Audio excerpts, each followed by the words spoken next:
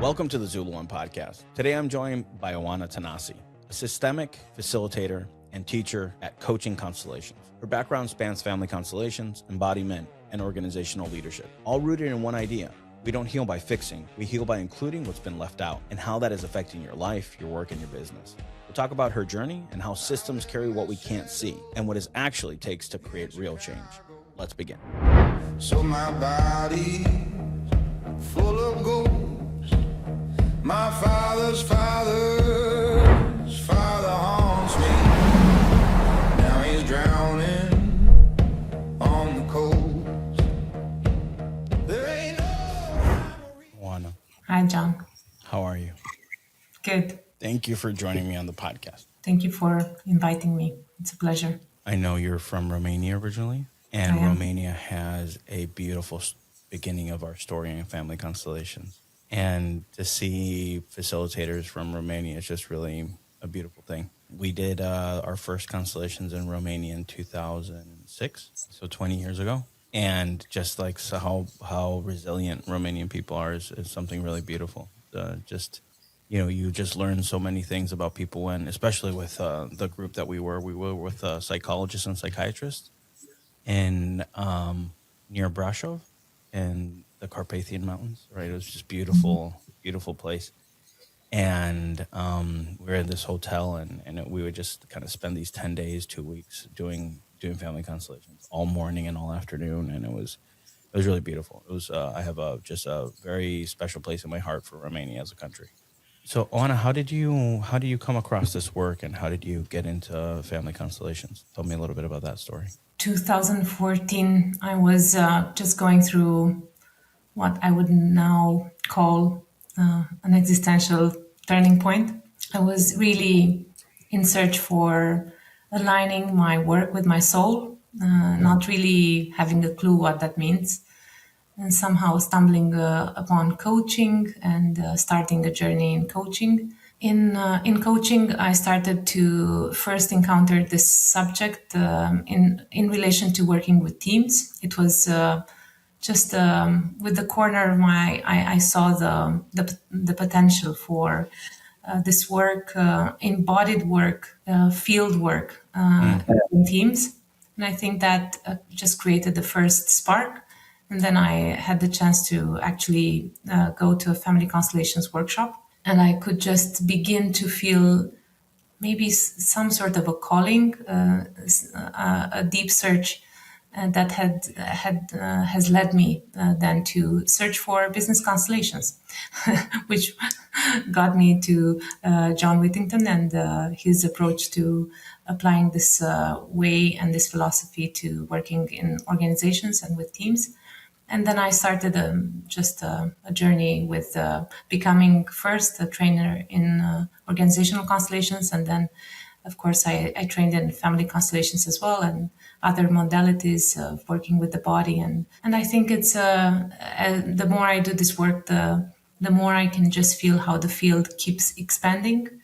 So I'm at a place of maturity with the work right now, but also like just a place of humbleness in knowing that there's so much more. My experience is similar, right? It's that we can't take any of the credit for it. It's just something that naturally, phenomenologically happens, and it's like such a beautiful thing to look at. And that when you put people together, this phenomenon emerges, and you're like, oh, whoa, this is a completely different angle and such depth to a system that you would never see before. And I just started John's book on systemic constellations and coaching, and I know a couple people that are going through it, and we're like, oh, this is, I did some work with Jan Jacob Stam with his organizational, like the systemic leadership side, and looked at so I have those books on there, and I'm like, imagine if countries adopted this modality, imagine if businesses adopted this modality, imagine if cultures adapted this modality to say, how can we uncover the truth that's emergent out of this system, rather than kind of forcing our way, our point, our wound, the way that we're leading to do that. And you can see that in kind of global politics, especially with everything that's going on now. How do you look at those larger systems with the background that you have? I think I'm starting to be very interested in this wider framework, this global scale, this way of really becoming more unified in my presence and in my capacity to see everything all at once. That kind of a capacity to see the patterns that show up like in the day to day, but they're fractals of patterns that are globally shaping the world. My new subject for the year, every year I curate a subject for my own development. So the subject this year is cultural maturity. It is really my core interest to really be interested in how can we unify our presence and be in a way aware that whatever we are looking at and the way we're looking at something amplifies an aspect of it. So I think it's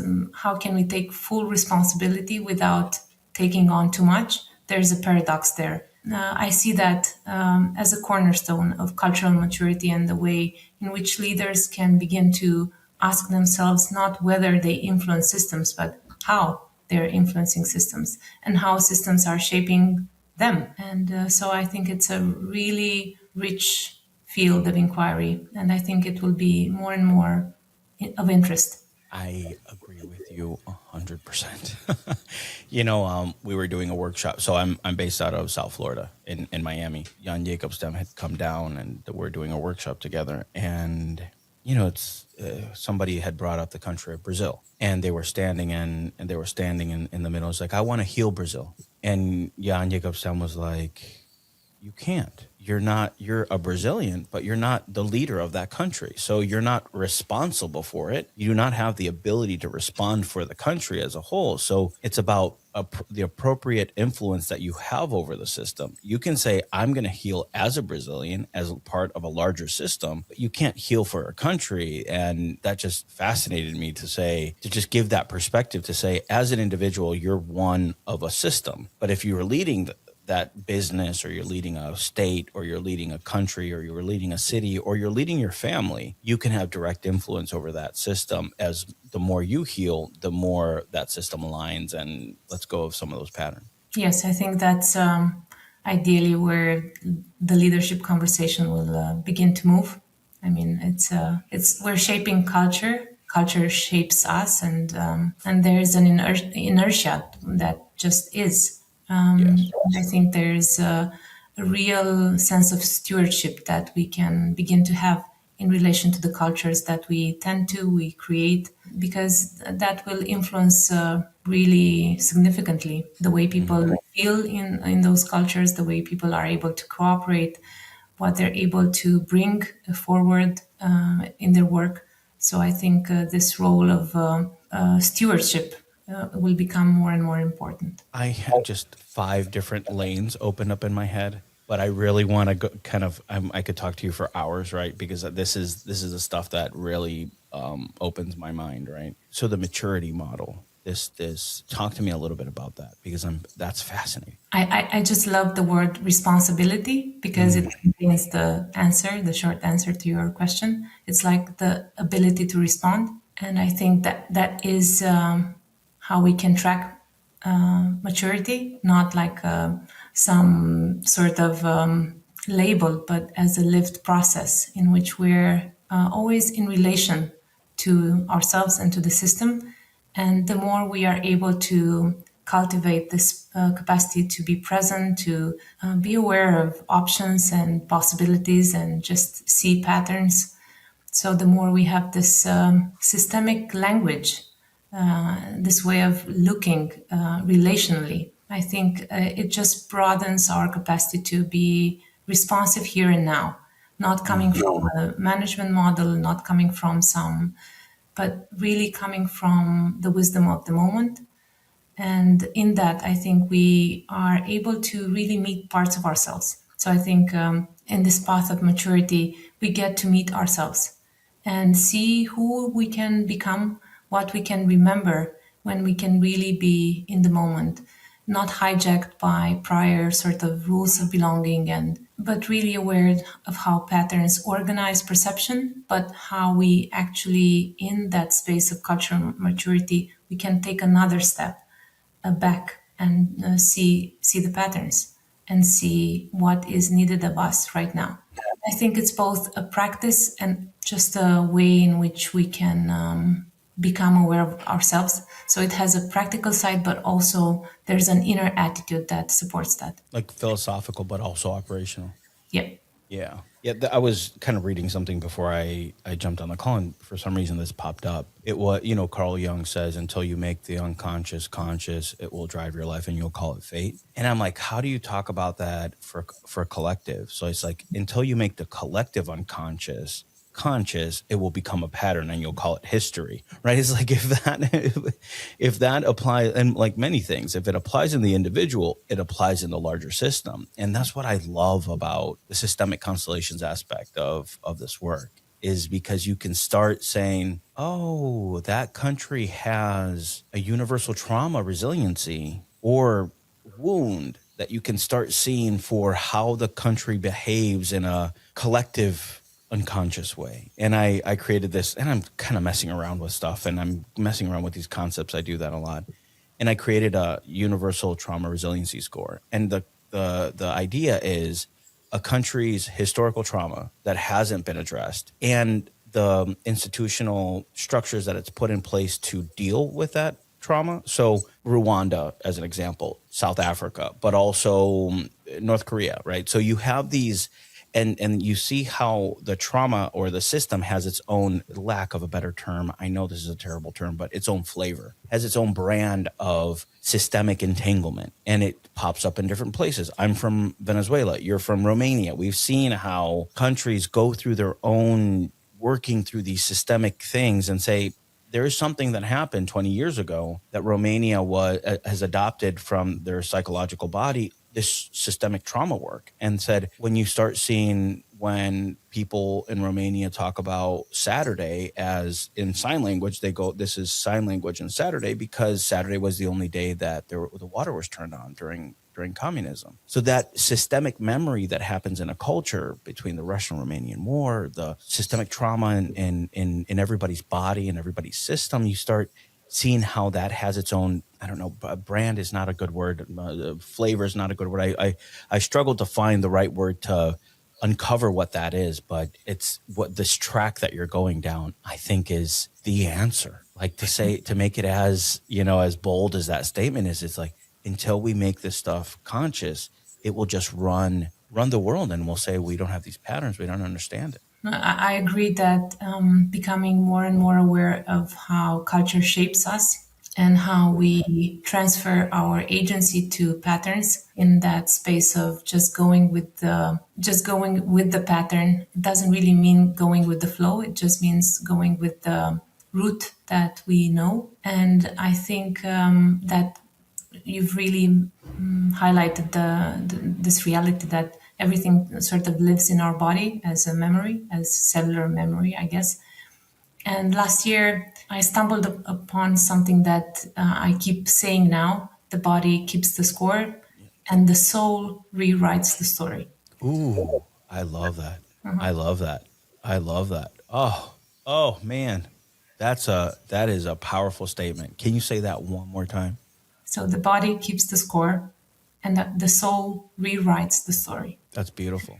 And that is cultural maturity, knowing Yeah. that, applying that, embodying that, remembering that when we get lost into entrained patterns, remembering that actually there is a space beyond right or wrong, that we can actually meet ourselves and each other. It's one of my favorite quotes. I love that. I love that so much. That the victim and the perpetrator need each other in order to maintain the pattern.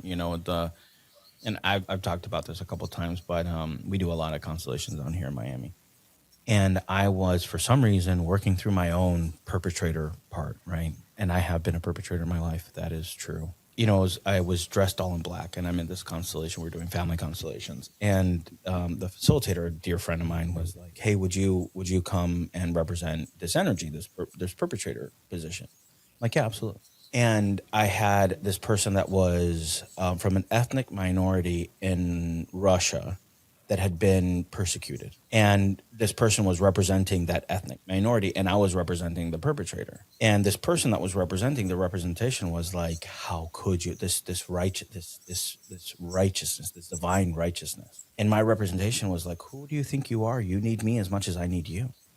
We're the two coins that we're two sides of the same coin. And then I had another and I represented the perpetrator in another dynamic. And obviously I had some perpetrator energy to work through, but I represented the same thing in another person. And then in another person, it was always the same energies, like the victim, and not to blame victims and not to blame perpetrator, to say, and what you were saying is that Rumi quote is like, there's a place beyond right and wrong, and there's a garden and I'll meet you there. That idea that you have to have the responsibility to, as a society, maintain the agreements that we have, but also this agency to say there's a different way of doing that from a systemic leadership perspective, that we can look at these patterns and take the energy out of them and take the oxygen out of them. And feed connection, like real connection. Exactly. Because I think whenever we get sort of entangled with the field of trauma that swirls and creates an orbit of its own, it's bigger than in the individual capacity. That's sometimes the reality. We get sucked into something that just feels very strong in the moment.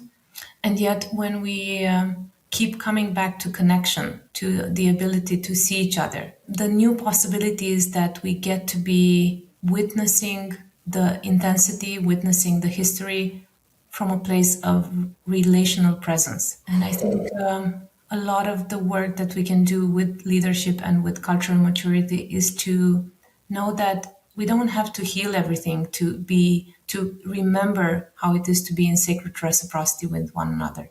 It's a resource that I really enjoyed the meditation that you offered, especially the last part of the meditation where you invited this deeper remembrance, a field that goes beyond like the immediate ancestors to really the source of life. And there's so much wisdom that is coming through all these generations. And I think when we begin to develop the capacity to attune to that, we just change our inner state without actually solving anything. But what happens is actually potentially guiding us to a solution space, because whenever we can step out of that intensity, the pool of trauma, whenever we can lean into sacred reciprocity and connection, what happens is that we just reestablish flow without changing what happened, but it's including something that is very new, which is witnessing and connection.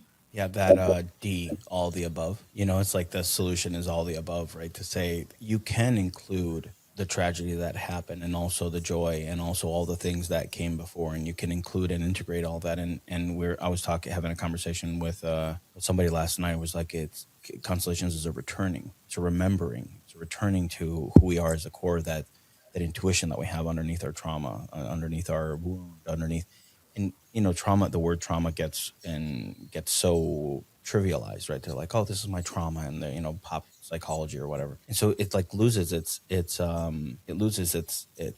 seriousness, right? To say this is what you can act, but you can actually do something about it. You can return to that place. And and speaking about systems, this is how I run my organization. I lead an organization as the CEO of the company, and my responsibility is to be that custodian of the emergent truth that happens in the system. And when we do systemic exercises as an organization, it's not my truth. It's not somebody else's truth. It's not the manager's truth. It's not the leader's truth. It's not the employee's truth. It's this emergent phenomenon that comes out of the system that we say, this is where alignment is. We're revealing the hidden dynamics underneath and acknowledging them and honoring that process, and then letting them go so we can become the best version of ourselves in this process. And we can create an organization that is in flow rather than in resistance. It's like, holy crap, imagine if countries honor that sacred reciprocity, and or large organizations honor that sacred reciprocity, and that we don't have to force our way through things, that it can be emergent out of flow and massively abundant. There's this huge opportunity to make that global shift. And my mission in life is to combine those things, family constellations with entrepreneurship, with systemic leadership, with and show that it can be extraordinarily profitable through a place of sacred remembering rather than lack and pain and not enough, or all the old patterns of this world. It's beautiful. I really liked the way you spoke about your role as a custodian for the emergent truth in the system. It's beautiful. There was a place where I was not there. I was leading my own way through my ego, doing this. Like I have gone through a painful transformational process as the leader. And it wasn't until I was ready to be able to do that. Not to say that I was ready, that I was ready to do that, but I had felt enough pain to change and become that person, right? And it's just this beautiful process that we have organizationally, and things just work. They work out of alignment. You're like, oh, that was an old pattern. And we had these things that held us back that we couldn't do. And we had these conversations that we kept repeating over and over and over again. It's like, imagine if the world is dealing with stuff from this perspective, is obviously something's wrong, but you have to be detached from the internal dynamic to be able to even see it. Because as we see in constellations, people are blind to their that loyalty is so strong that they're blind to that pattern. It's like, oh, well, that gives it a little bit of a different perspective. Yes, it's probably the most precious skill that we're building, this meeting each other and constructing a reality in which we're not projecting so much, right? I really love this way that you've sort of modeled what what a loyalty looks like. Because when we have a loyalty, we have a projection, we have a certain expectation that is shaped by prior experience. But in that sign, you are really showing what actually happens is that we don't actually see the here and now for what it is. I think it's powerful to have that awareness and that practice of just knowing the difference between projection and meeting each other in the moment. And I think projection is such a human thing to do. So it's not it's not othering projection. It's not making projection bad, but can we normalize it? Can we have a resilience, a way of speaking about it that's not shaming? It's just prioritizing connection and being in the moment. And I think we need that. We need that really. Yeah, we really need that. Can I assume my responsibility for the co-creation of that dynamic, right? And that's that was such a hard pill for me to swallow, is be like, I'm obviously in this pattern because it's serving me in some way. It's making me right. It's making me right, and it's making me righteous, because I would say you always and this always and you never. When I'm talking in those absolutes, I knew it was like, I'm stuck in a pattern. I got to find somebody that can help me pull out of this, and to have it, at least through constellations, have enough self-awareness that I'm like, okay, this is a pattern. I'm obviously participating in it, because if not, I wouldn't be in the pattern. Right? Right? It's serving me in one way. I'm saying this is serving me in one way. How can I find somebody like yourself that could help me and give me that perspective, help me uncover that perspective to change? Right, to heal, to align, to no longer participate in that dynamic. Yes, I think the more I do this work, the more I need this work. Yeah. Because that is true. Because yes, the more we meet each other with honesty, the more there is to meet, because we carry the world. I don't carry just my family. I carry the field of Romania. I carry the field of my German roots, my Russian roots, my Gypsy roots. So I carry the world. And what I want to say with this is that the more I do this work, the more I need community and people that I can lean into, like mentors and supervisors and just colleagues that can hold space when I'm lost in translation, when I'm lost in like what's happening. I think that's the best part of doing this work. I get to be a client of it every now and then. Yeah, exactly. Actually. Yeah, there's a phrase that I love, and I say it way too many times, is like eating your own dog food. It's like that is like your dog food, is that the dog food that you produce is so high quality that you would eat it yourself, right? That you are also a consumer of this modality, and it's a really powerful position to be on, because you can say, hey, I was talking to my So my mother was the one that started with the Romania journey of doing constellations with Ion Bucur in Bucharest, right? And he introduced her to family constellations. There, Alberto Iturbe was the facilitator that came down and taught her about this work. And she went down and did the first kind of constellation. And we were talking about this internally, and we were saying like we were doing this internal team dynamic. So I'm in a very interesting position where the ZuluOne organization is not only family constellation organization, but also my family. So I do constellations with my sister, with my mother, and with my father is also involved. So all the family dynamics show up in the organization, right? So we have to use our own tools. And I brought a friend, and he was able to just uncover these things from a third party perspective. And we're like, oh, of course we're doing these things. These are our family dynamics. And it was just beautiful that we could be in the family, but also systemically mature in some ways. And so just to really uncover these things and go through this process of discovery together and be like, we can always pull this lever just to be like, let's put it in a constellation. And then you put it into that way and you uncover the emergent truth of what the alignment looks like. It's really beautiful. If you'd like to attend one of our events, please check the description below. We'll provide details and registration information for an event near you. If you're enjoying this conversation, please like, subscribe, and share with your friends. It truly helps us with the algorithm, and this allows this message to reach more people. No noise, just clarity and real transformation. Thank you. It's really courageous to be in the space of both family and business. It carries a complexity, a unique complexity. And I think when that's the case, and in the business world, there's always going to be family-run businesses, this approach is really, really beneficial. How are you engaging with do people call you in and say, hey, I'd like for you to come in, we're ready? How does that process work, and what's the skepticism of the team, and how do you approach it? I'm very curious about how you do that work with organizations. Mostly I do the work with leaders first. I think this is the way. This is the way. I'll just take responsibility for the simplicity of that term, because I think building trust and just a relational capacity with the leader to look at themselves in the system and experience the systemic perspective allows the possibility first for something to be quite different in the team because of that work that they're doing, but they're doing the work in service of the system. It's not, they're looking at, of course, themselves and the team and the clients and so on, but it's really they're working with at the level of the system. And sometimes that's already creating very important shifts. And sometimes there is a genuine opportunity to work with teams.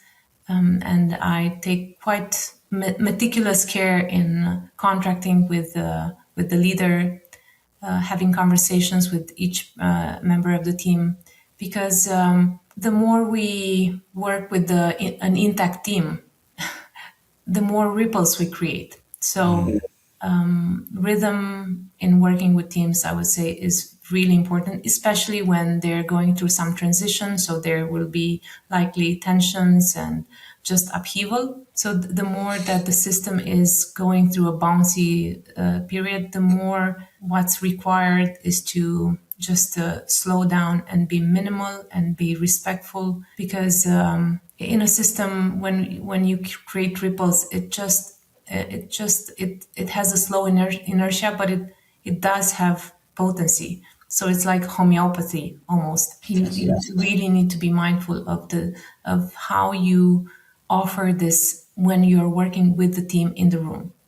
When you're working with like a client that would come to a constellations workshop and they would set up the team with representatives, I can be a bit more sort of courageous in what I can explore with that person, because there is structurally what's present in the way that the intervention is offered is distance, because people are not, they're just people, right? They don't know the company. So and when I work with organizations, I tend to spend quite a lot of time working with the leader, creating systemic awareness and creating some level of like education around this applied philosophy, so that it feels easeful for them to begin to notice and sense the effectiveness of it.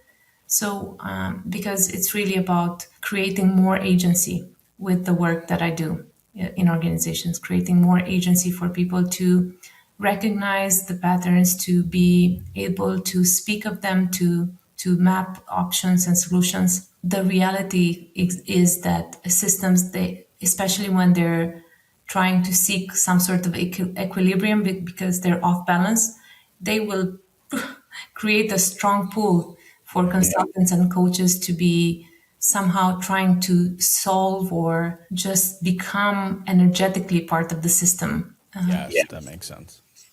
But that's never actually going to provide impact. So that's why I tend to be really mindful of what I say yes to in terms of invitations from organizations, and I typically say yes to working with teams when I get to work with the leader for some time. Yeah, because they'll absolve their leadership to you. Yes, I mean if I Yeah, don't they'll be like, "Oh, you know how to do this stuff. Just do it." And then you're like, "Oh, no, no, no, no, no." Yeah. Yeah. and that's such a I mean I don't know if the word is natural, but you can, it's an observable pattern. It will keep happening. It will keep happening, and it's not that leaders are they no, it's I think it's very, whenever there's an imbalance in the system will try to balance itself out, and not always very, I don't know, healthy in healthy ways. Yeah, because the it seems that the person will know that the leader will know that there's something wrong. They have a sense that it's a pattern. It's an emergent truth, and then this third party came in and did that. It's like, oh, don't know you like it. The natural thing is to say, I don't know how to do this. I'm terrified of this emergent reality. So you do it. You're like, no, don't. It can't. It just creates an interesting dynamic, and I'm curious. I see kind of two things. The people see this and they may pull you in or completely push you out, that they reject it completely because there's like this emergent reality is so terrifying that somebody has the ability to uncover this, that you kind of get like it's you go in, you do the work, and then you leave for a while. You have to go for a couple months, and the system has to recalibrate and reorganize and redo this. I'm trying to figure out the math and the physics of it. It's like, what are the rhythms? And like, and you said rhythm is such a great word to say. If we're doing an intervention, this is the level of intensity of the intervention. We cannot talk for 8 months and be like, because this on average takes some time for the system to realign and the system to all the reverberations of that change to go into the organization. Because if you do, and we know, right, as facilitators, if we do too many constellations, it kind of messes everything up. And so there's a Goldilocks to interventions and to how to work and to do the things. And there's maturity really is the right. It's just, I'm kind of thinking out loud with this, is maturity really is the right model of looking at. It seems the right sociological model to say that it is a maturing process to say, are you in stage 1? Are you in stage 2? Are you in stage 3? Are you in stage 4 of where you are in the organizational alignment of a system? Yes, it's. I love the Goldilocks term. Yes, I think there is a intuitive sense for people that work closely with organizations with this work. You develop this capacity to just intuitively sense where the organization is in terms of maturity and capacity, and it's really making sure that you're meeting people and creating a way in which the emergent truth can be actually witnessed and held. So there is always a question of capacity. And so the other word I'm curating this year is capacity, because this work is really brings depth, and that's great. But when you work with teams, usually people are in the room not because they want to, but because they're actually part of the team. So it's not like organizing a family constellation workshop where people decide, they pay money, there's a Intention. there's a consensuality, like there's an intention, right? You don't have that same architecture with the systems. People are, I mean, most of the time they're curious to see what can come out, but a lot of them are a bit like sitting on the fence, like trying to figure out whether is this worth my time and energy? Will this actually be effective? And I guess that's really logical.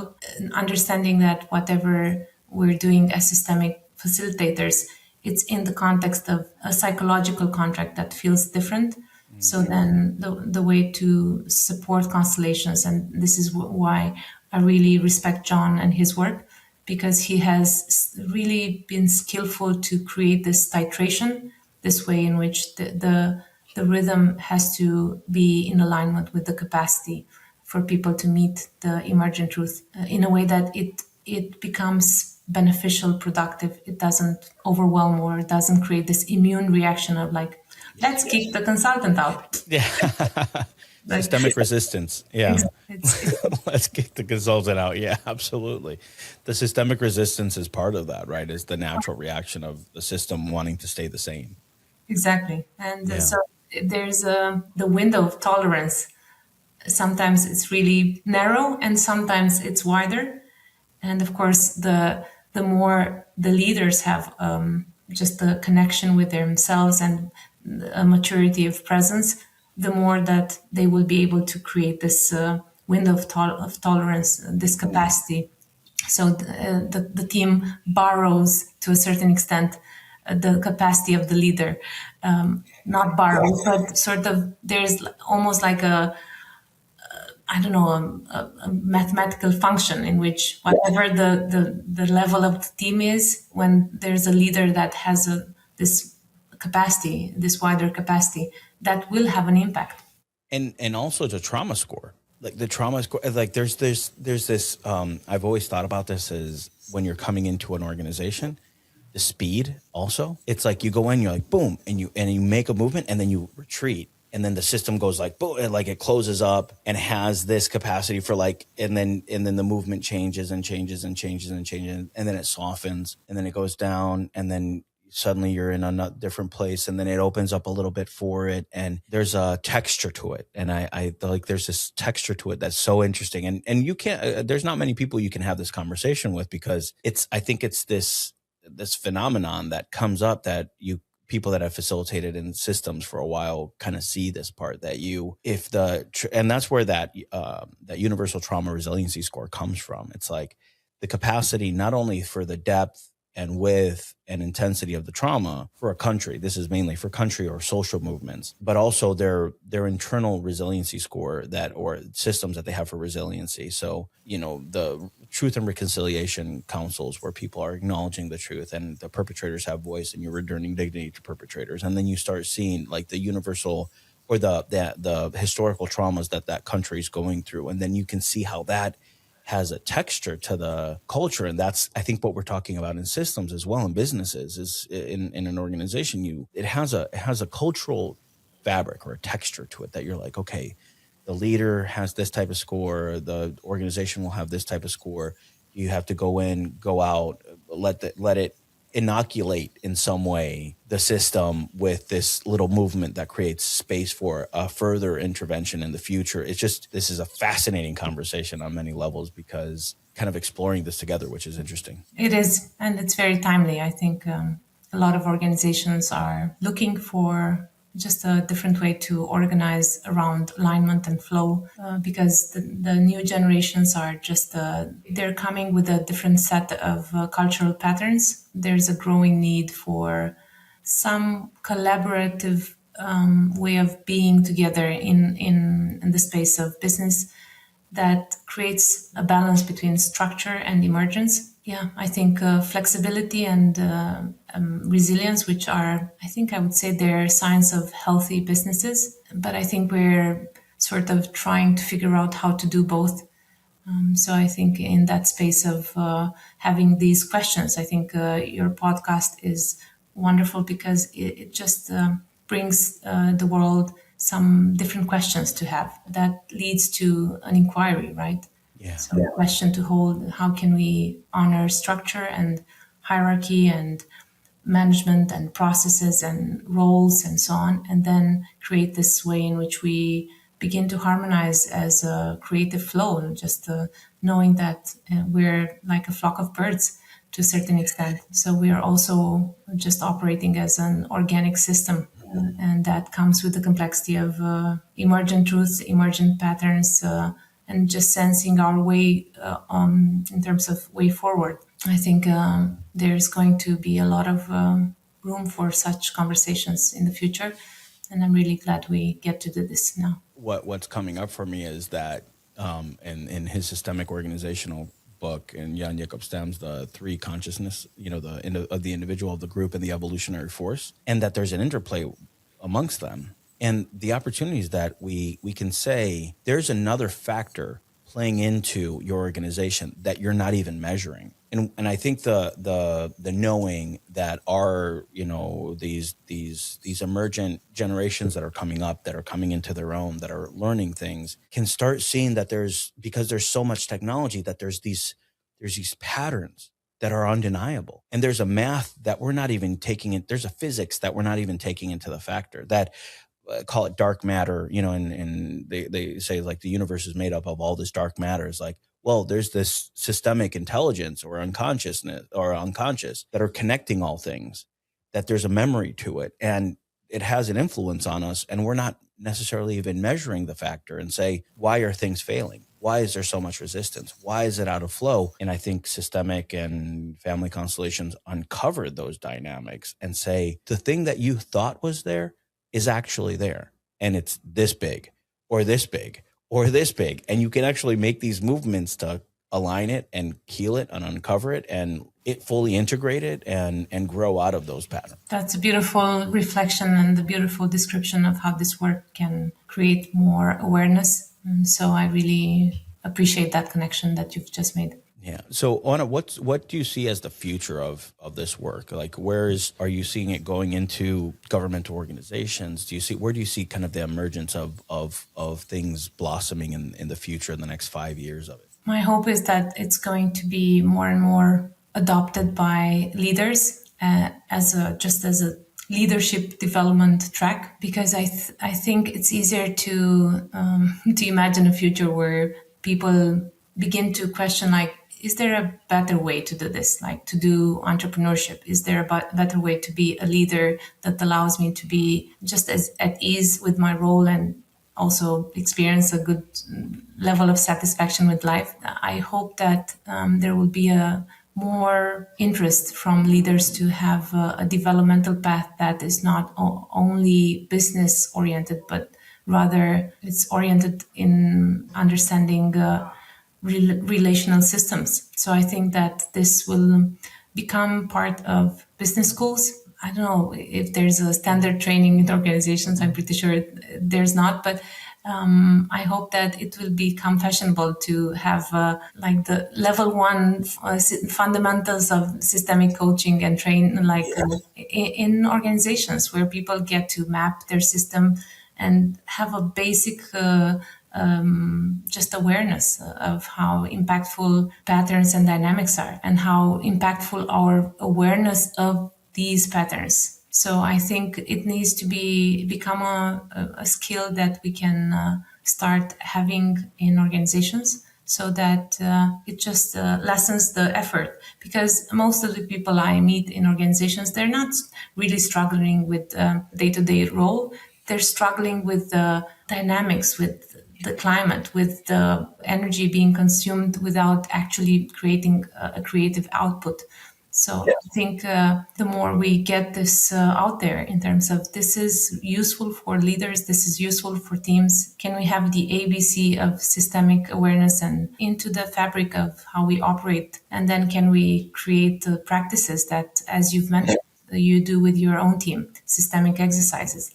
Can we have that just become the normality, because it just supports alignment and flow? So there is a practicality to the way that this work can be part of the way that systems can do their work together. And and that came up, and you were like the chief phenomenological officer is coming up, like a CPO, right? Or a chief systemic officer, that person that's in charge of the health of the system. And if you really boil it down, is to all the resistance cost money. There's an ROI to failed projects. There's an ROI to not being aligned. There's an ROI to, there's so much waste and that's the kind of that math that I'm saying is like, there's this drag that happens in an organization that costs the organization massive amounts of money. Like, what if you could align everything and go from drag to flow? And I have this systemic exercise that's like, what's in drag, what's in flow, and how do I move things from drag to flow?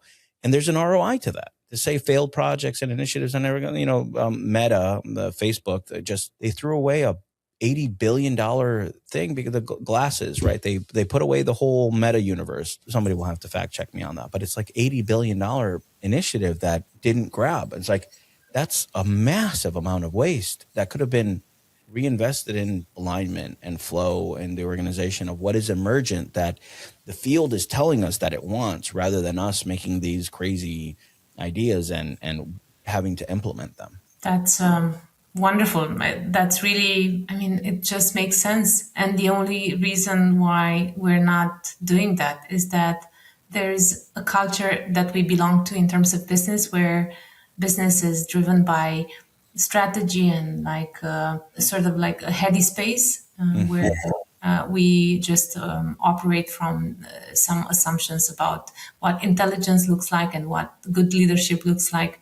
So what we are seeing is how we are operating in this space where there are some rules of belonging, a way that business is done, in which we're actively excluding really powerful options that can really streamline business and create flow, not because they don't work, but because they're not really accepted by the sort of the standard operating culture that runs in business. So that's why I think having an early sort of adoption model in which we just include this in our business schools, in our offering of trainings within the corporate setup, is a way to begin to plant seeds, because we won't change the operating culture anytime soon. That's for sure. The more we educate, the more we include this in very early on, the more it will become part of the culture, the mainstream culture. I hope that's the route for this work, to become more mainstream.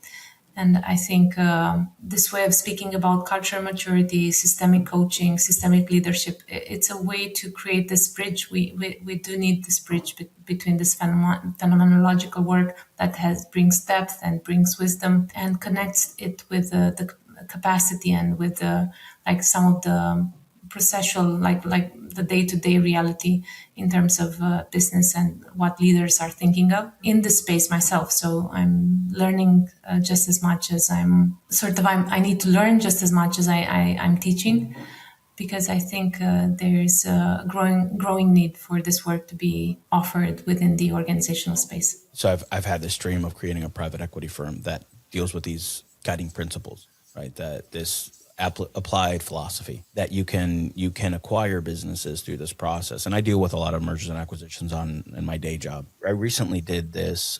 There's this company called Interactive EQ. I'll explain a little bit. So it puts you in a virtual environment where you jump on a video call and they say, okay, we're here. We're going to evaluate you on change management. You're in a SaaS company, and this is what your change management is going to look like. We're in the middle of a change management. You just got hired as a person that's on this team, and the video call pops up, and the person's like on their phone, and they're taking a call, and the person leading the team is texting you on the side. There'll be a problem will come up. So they're saying, okay, we have this problem, and we're going to implement AI into this organization, and they're like, somebody's texting you like, great, they're going to, replace all of us with this stuff. And you have to respond as you're getting evaluated on this stuff. So this is a team like an individual evaluation tool. And they say, everybody starts kind of fighting on what to do. And they say 3, 2, 1, Oana, what would you do? And you have to like right then and there say, and you were listening to and the chat, and you have to give educated answer on what would happen.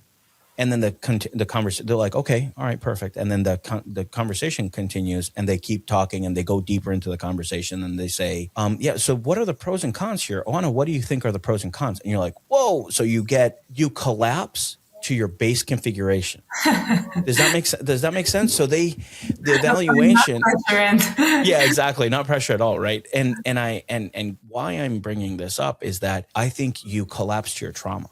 to your wound. And so when it's evaluating a person, I looked at all my stuff, right? So it's like John, when he's under pressure, collapses to philosophical and not clarity. And it's like I answer diplomatically rather than going to give clarity to do my job, right? The CEO part. That I'm like, if I'm under pressure, I'll give a diplomatic answer and then I'll get back to you. So I don't do that and give clarity in the moment. So it rated me on solutioning, attention to detail, body language, all the stuff that we as facilitators look at and say, these are things that are happening in the organization, but there's, birds of a feather flock together. And an organization attracts people that if it's not culturally aligned, I think we're getting to the place where we can start measuring the resiliency score of each individual that's in an organization. It gives an overall resiliency score to that fabric and that texture of the organization. And so do you have an organization that's highly aligned or highly misaligned? What's the systemic cultural trauma of that organization? And I think that, and my hypothesis is, and I hope people steal it, is that you can build businesses and create an extraordinarily powerful private equity play based on this philosophy to say, we're going to buy organizations and transform organizations based on their ability to align and heal and create that flow. And when you have a story that creates a, multi-billion-dollar story that's on this philosophy, that's when it creates the momentum culturally to say this not only aligns ethically, it also aligns financially and also aligns in a business way. And you can have that true emergent of what this applied philosophy looks like. That is just a brilliant idea. It's really a powerful way to create an incentive for such a transformation. So Oana, if people want to get a hold of you, how do they do that? Constellations and Rituals is my personal brand, and I do a lot of personal family work as well. And I'm part of the Coaching Constellations teaching team, which is offering Coaching Constellations is offering systemic coaching training and business constellations training. And so you can also check out coachingconstellations.com. And definitely I would recommend everyone, if you are interested, to read a really interesting book that speaks to this work being applied to organizations. Check out John Whittington, Systemic Coaching and Constellations. I would say it's really one of the best books there is on the topic. So if any leaders out there are listening to this podcast, reach out to Oana. This is a superpower as a leader. I've been through it personally. I've worked, I had a lot of baggage that I had to deal with, and it's made me a better father, a better husband, a better leader. It's made me better in every single aspect of what I do. And I kept repeating patterns that, out of my loyalty to the broken system, I had to learn the hard way. And it wasn't until I was able to uncover the stuff that changed everything for me. So Oana, thank you so much for coming on the podcast. I hope this is one of many, and I'd love to follow your journey on how these things look at. And I'd like you to, if you're open to look at some of the stuff that I'm working on too. It's just, I think there's something really beautiful here, and I really appreciate that. Thank you, John, for having me here. It's been a pleasure. Thank you. Thanks for tuning in to the ZuluOne podcast. If you found value in today's podcast, please don't forget to like, share, and subscribe. Your support means everything to us. And thank you for being part of this journey.